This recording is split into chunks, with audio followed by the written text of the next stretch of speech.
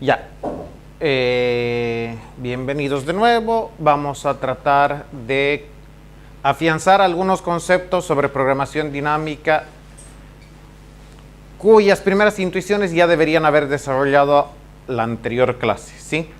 Para eso vamos a continuar con el mismo ejemplo de la anterior vez. Voy a volver a repetir la recursión del problema del cambio de monedas y lo vamos a complicar un poquito. Por ejemplo, muchos de ustedes no han llegado en su implementación a ir más allá de la recursión, ¿sí?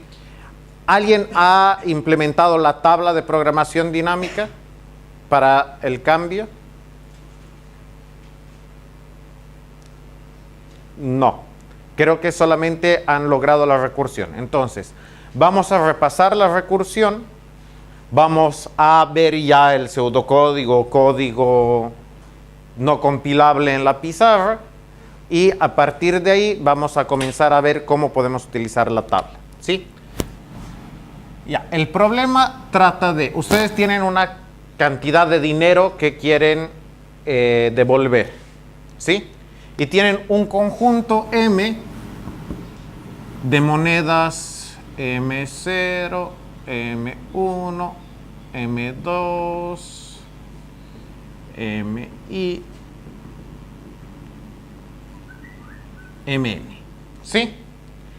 M0 es el valor de la moneda más pequeña que pueden usar. M1 la segunda más pequeña y así, ¿sí? Entonces, ustedes lo que quieren hacer es implementar una función que se llame cambio de, damos la cantidad, creo que, damos el conjunto de monedas y vamos a agregar un parámetro más a la función que va a ser i. ¿Qué quiere decir esto? Darme la menor cantidad, bueno, ¿y el problema en qué consiste? En principio decir cuál es la menor cantidad de monedas que se requiere para dar este cambio. Sí, es un juego que típicamente tenemos con los micreros. Ojalá me dé la menor cantidad de monedas y no me dé todo en monedas de 10, ¿sí? Entonces, es lo mismo. Nosotros lo que queremos es tener la menor cantidad de monedas en nuestro monedero, ¿sí? Y nuestra función cambio va a recibir el valor que queremos nosotros, al que nosotros queremos llegar, el conjunto de tipos de monedas que nosotros tenemos ordenadas de menor a mayor y ¿qué va a decir i? Va a decir con todas las monedas hasta este punto, ¿sí? Y quiere decir, si yo les digo cambio de 10 M y digamos que M, bueno, M' va a ser 1, 3, 5, 7 y yo les digo 2, ¿qué significa esto? Cambio de 10 M', 2. Ya. ¿Cuál es la menor cantidad de monedas que requiero para llegar al 10 solo con las monedas 1 y 3? ¿Sí? Ya. ¿Y el valor de esto es? 4. 3 monedas de 3 con una de 1. ¿Sí? Ya. Entonces,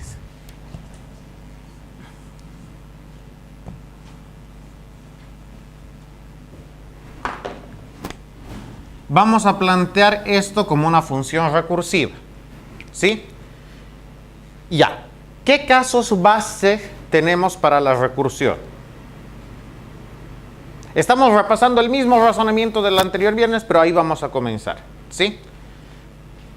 ¿Cuál es el primer valor obvio que ustedes pueden dar? 0, ¿sí? ¿Cuándo el valor de la función esta va a ser 0?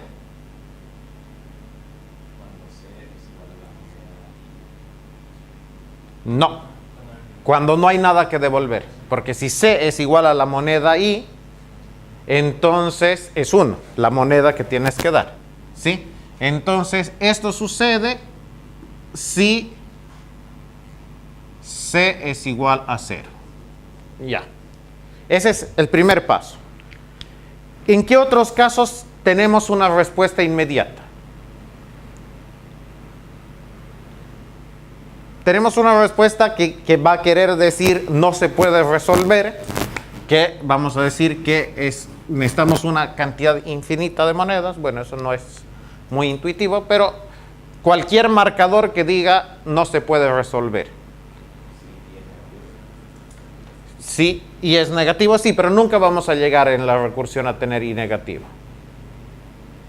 ¿En qué casos específicos creen que no se puede resolver el problema? Cuando el monto es menor que la menor moneda. ¿Sí? Si C es menor a M sub 0. ¿Sí? Si el monto es menor que M sub 0, entonces claramente ya no tenemos nada más que hacer. Ya. ¿Qué otros casos especiales podemos tener? Que solo tenemos una moneda, un tipo de monedas. ¿Sí? Si I es igual a 0, esto va a significar que solamente estamos trabajando con la primera moneda. Y si solo estamos trabajando con la primera moneda, ¿a qué es igual el cambio?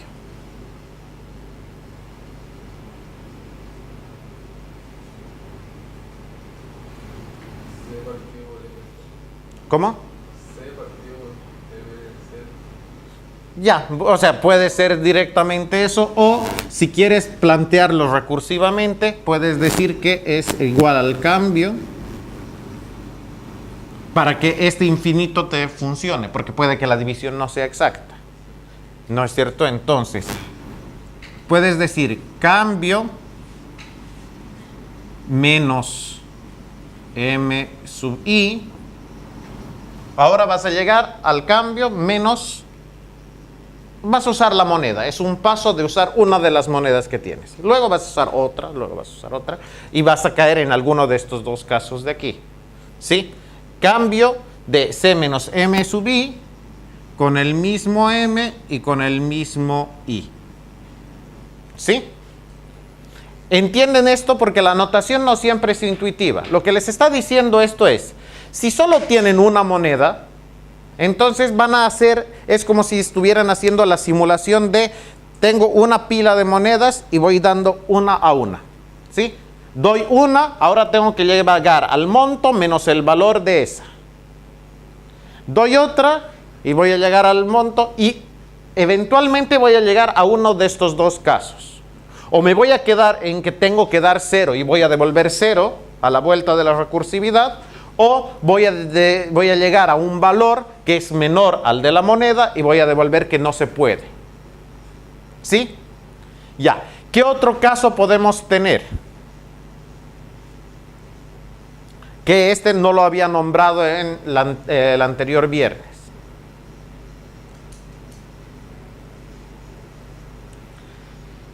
Puede darse el caso de que el monto sea menor a la moneda más grande que tenemos. ¿Sí? Entonces, ¿qué tengo que hacer ahí? O sea, esta condición. El monto C es menor a M sub I y I es distinto de 1. Digo, de 0. O sea, no estoy en la última moneda. ¿Sí? No es este caso. Estoy en esta moneda, por ejemplo, en MI, y el monto que quiero dar es menor a esa moneda. Entonces, ¿cuál es la llamada recursiva que tendría que hacer?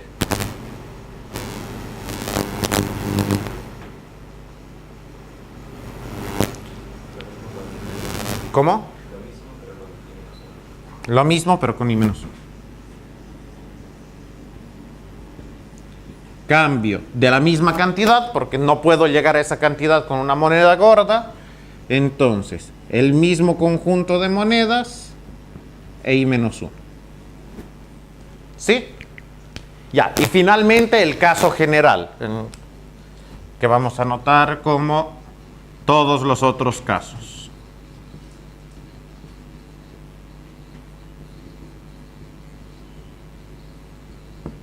Ya. En todos los otros casos tengo dos caminos. ¿Sí? Fíjense.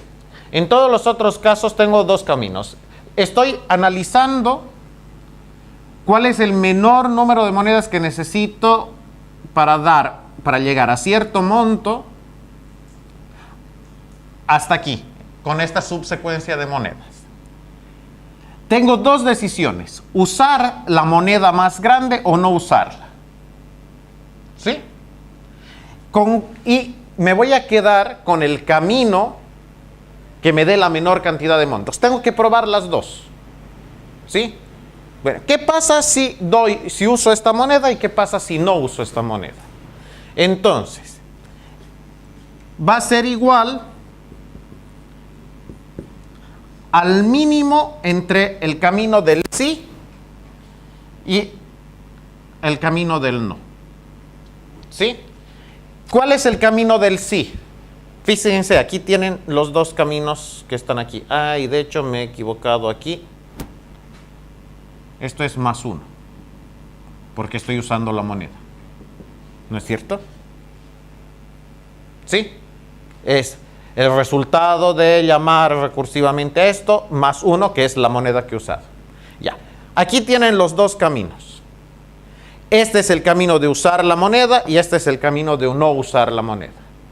Entonces, el camino de usar la moneda es este: cambio de C menos MI, M y más 1.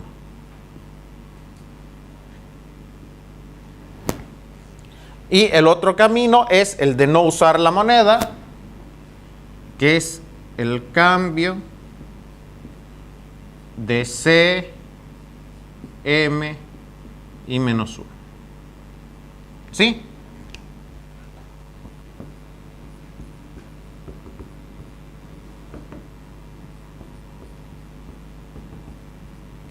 Fíjense, este camino, como no hay más monedas, están obligados a tratar de ir por usar la moneda.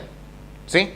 Y este camino, como la moneda directamente no les sirve porque es mayor, tienen que ir por el camino de usar las monedas menores. Pero en todos los otros casos tienen las opciones, estas dos opciones. ¿Sí? Ya.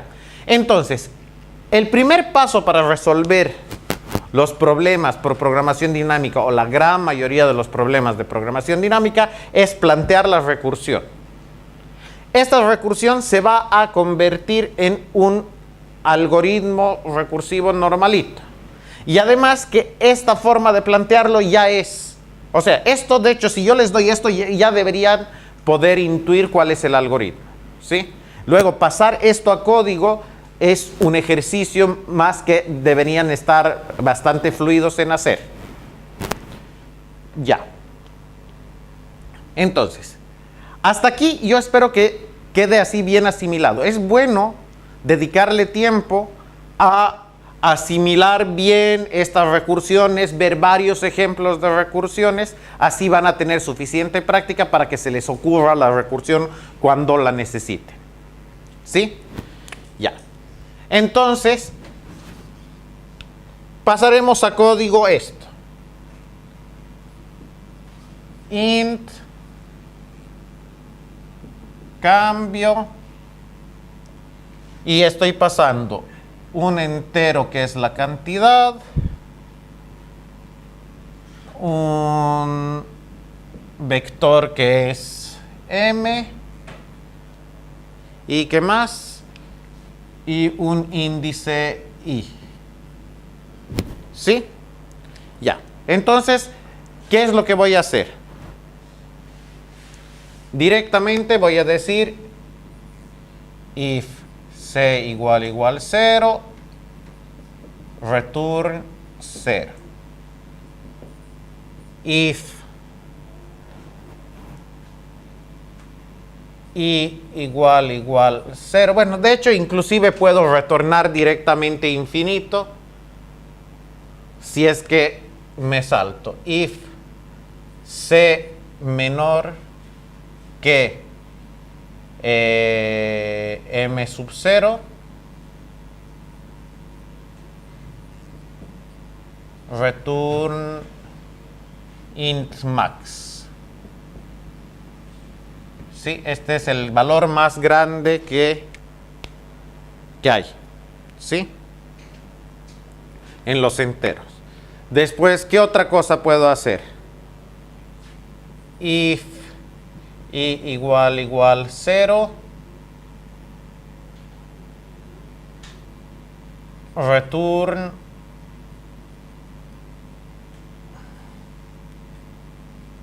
cambio de c menos m sub 0, m y más 1. ¿Sí? Lo mismo. If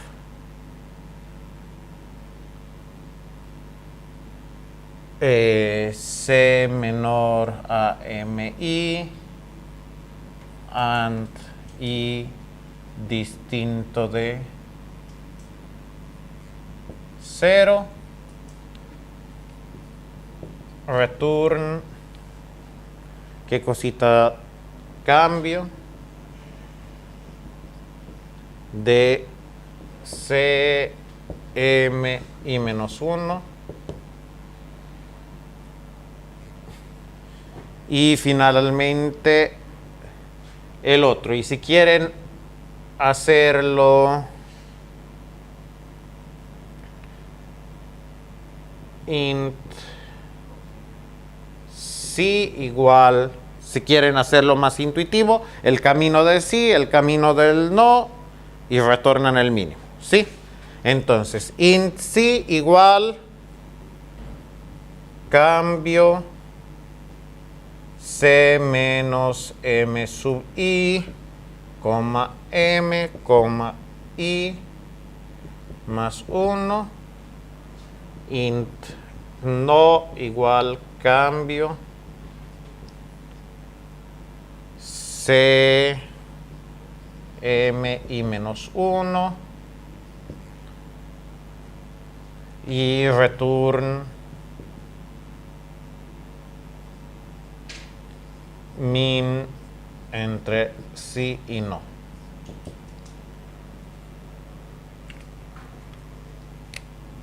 Ya. ¿Sí? ¿Me creen o ya? Entonces, a esto, hasta aquí han llegado varios en la sesión anterior. ¿Sí? Pero, ¿qué creen que va a suceder si es que les dan un conjunto, si les dan un monto grande y un conjunto grande de monedas? ¿Por qué se va a demorar mucho?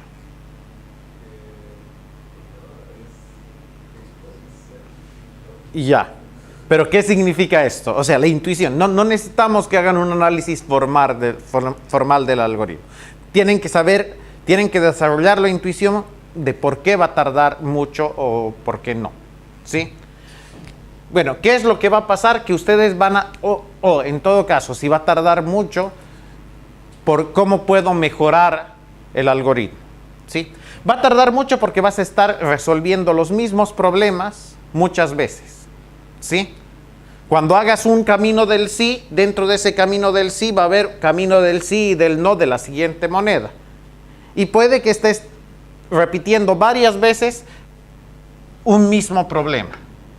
¿Sí? Si haces el árbol de recursión te vas a dar cuenta que vas a estar calculando, que por ejemplo vas a estar calculando ¿cuál es la mejor manera de llegar al 5 con el conjunto 1, 2?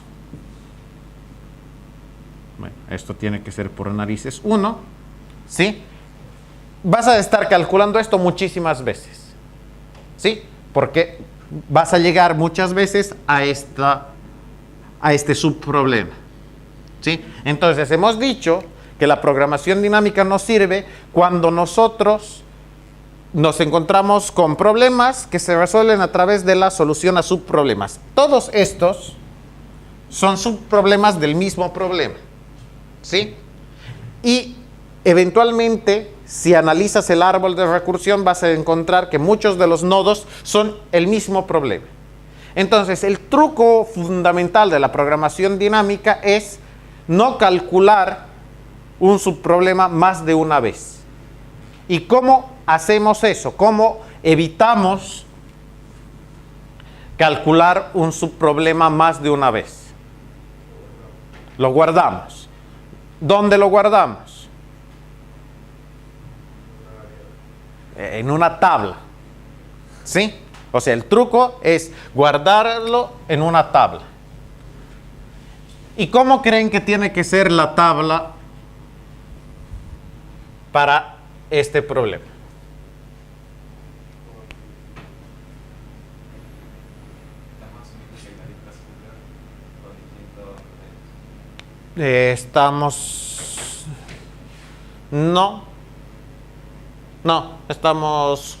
Esto es fijo.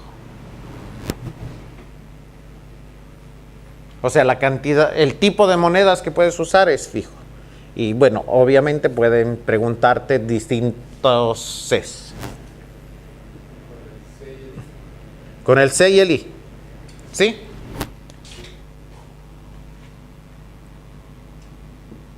Ya. Aquí ustedes guardan, o sea, el subproblema queda definido con un monto y con qué subconjunto de monedas queremos llegar a ese monto. ¿Sí? Entonces, su tabla va a ser 1, 2, 3, 4, 5, 6, hasta el monto más grande. ¿Sí? Ya se darán cuenta que para montos muy, muy grandes esto va a ser un problema. ¿Sí? Y el I va a ser 0 hasta n, el tamaño del vector. Ya. ¿Cuántos bytes ocupa esta tabla? Ejercicio que tienen que hacer para saber si esta tabla les va a entrar en memoria. Así, en el mejor de los casos, ¿cuántos bytes les va a tomar esta tabla?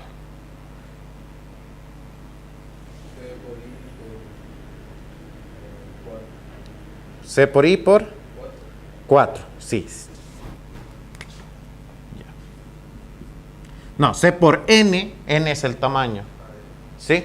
N es el tamaño del vector de monedas. C por N por 4. ¿Por qué por 4? Porque un entero vale 4 bytes, ¿sí? Ya. 4 por C por N. Entonces, claro, ustedes saben, o normalmente si va a haber problemas de memoria, cuando les planteen el problema les van a decir que tienen un máximo de memoria disponible. Bueno, primera aproximación que ustedes pueden tener a ahorrarse algunas de estas cosas.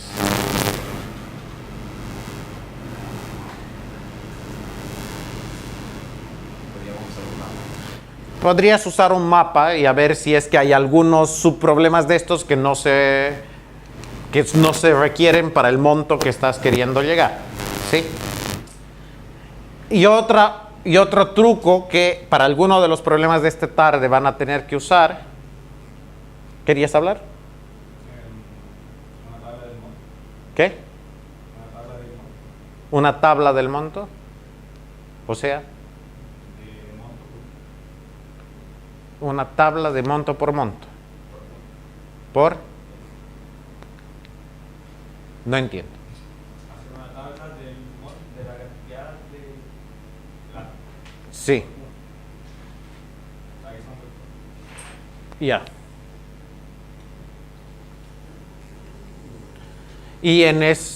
Y ahí ya tienes calculado directamente para cualquier monto la cantidad de monedas. la cantidad de monedas. Sí. Pero la puedes calcular antes. O sea, sí. La bottom up. Ah, ya, sí, está bien. O sea, la otra alternativa, en efecto, es hacerlo bottom-up. ¿Sí? No hacerlo recursivo, hacerlo iterativo. Y sí, eso va a ser más difícil. O sea, creo que plantearlo iterativo, o sea, una de las cosas que les va a resolver muchos de los problemas que tienen, como en el caso del problema de los números de Fibonacci, es convertir la recursión en un algoritmo iterativo. Sí. ¿Qué? Puedes convertir el bottom-up recursivamente. Puedes hacer Tendría que guardar la mínima cantidad de monedas para llegar a eso. tienes, pero ahí no te estás ahorrando cálculos. Que lo guarda en el vector. Entonces, si de una moneda lleva tal monto, y ese monto tiene una solución, yo vuelvo la solución. Sí, claro. Pero yo creo que bottom-up vas llenando en orden. O sea, bottom-up es, bueno, tengo este conjunto de monedas. Para llegar a, dado todo el conjunto de monedas, para llegar a este valor, ¿cuál es el mínimo que requiero? ¿Sí? Y van construyendo iterativamente los montos. Pero no veo cómo hacerlo recursivo. Comienzo desde el último Sí. y pregunto por menos la moneda 1, después poner la moneda 2, Sí. poner la moneda 3, pero partiendo del último y guardo el. Sí, pero ahí estás obligando a calcular los montos anteriores. Solo una vez. No, sí. Pero, sí, ahí sí ya no te entendí. Ya, tengo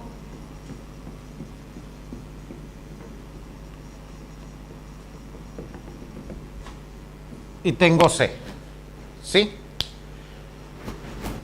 Pregunto por este monto. ¿Y qué es lo que vas a decir? ¿Qué es lo que vas a preguntar? Pero la respuesta de ese monto. Sí. Entonces, si ese monto no tiene una respuesta, Ujú. hago ese monto menos la moneda 1, Ya. pido la respuesta de ese monto. Ahora, si ese monto no tiene respuesta, pido la de ese monto. Pero ese monto menos la moneda 1. Ya. Pides ese monto menos el de la moneda 1. C menos M sub N menos 1. Eso ven. Ya. Utilizando todas las monedas. Ah, sí, pues claro. Si el resultado es mejor que el que ya había, tendría que ser. Claro, pero siempre tienes que quedarte con comparar los resultados. Claro, el bottom-up es el que sí vas construyendo iterativamente los resultados, ¿sí? Y ahí sí te puedes construir esto en orden. O sea, la gracia del enfoque bottom-up es que ustedes vayan, utilicen, claro, la gracia del bottom-up es que ustedes utilicen los subproblemas que iban a reutilizar aquí en el momento adecuado. Entonces, como utilizan los subproblemas en el momento en el que son necesarios, entonces los pueden desechar.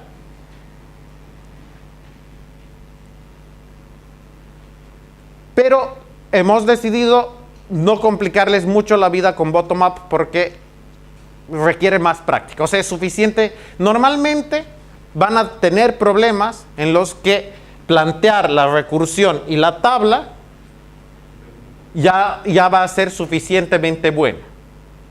¿Sí? Entonces, sobre la base de tener la recursión y la tabla, ¿qué más podrían hacer? Un truco más o menos sucio que no llegue a hacer el top-down. Digo, el bottom-up. ¿Qué otro truco más o menos? Y no siempre hacer bottom-up te va a solucionar la vida. Eventualmente vas a necesitar saltar a algún subproblema que sí, no vas a poder hacerlo perfecto. Entonces, ¿qué otra solución pueden tener? Fíjense que la gracia de programación dinámica es que ustedes guardan resultados, ¿sí? Y eso les ahorra tener que repetir cálculos. Ahora, puede haber un intermedio en el que, o sea, ¿cuáles son los resultados que más frecuentemente van a reutilizar? Los del principio de la tabla, ¿sí? Entonces, lo que ustedes pueden hacer es guardarse solo una parte de la tabla y combinarla y calcular cuando sea necesario, ¿sí? Guardar la tabla que les quepa en memoria. Calculan cuántos bytes tienen, dimensionan su tabla y hacen cuando vayan a cambiar esto a la versión de programación dinámica, que va a ser siempre preguntar si ya tengo calculado el resultado, o sea, aquí van a preguntar si ya tengo el resultado calculado, ¿sí? Y aparte de preguntar si ya tengo el resultado calculado, pueden preguntar si es que pueden tener el resultado ya calculado, o sea, si los números están dentro de los límites que ustedes están guardando. ¿Entienden esta idea? ¿Sí? Si solamente me entra hasta aquí, bueno, pues solamente guardo hasta ahí. Igual voy a repetir trabajo, pero no voy a repetir tanto trabajo como si no tuviera la tabla. ¿Sí? Ya. Entonces, creo que aquí vamos a dejar la primera parte de la explicación y ustedes van a tratar de implementar, ya tienen código recursivo, yo quiero que ese código recursivo lo vuelvan con tabla. ¿Sí? Y luego voy a complicarles la vida un poquito más. ¿Sí? Sí.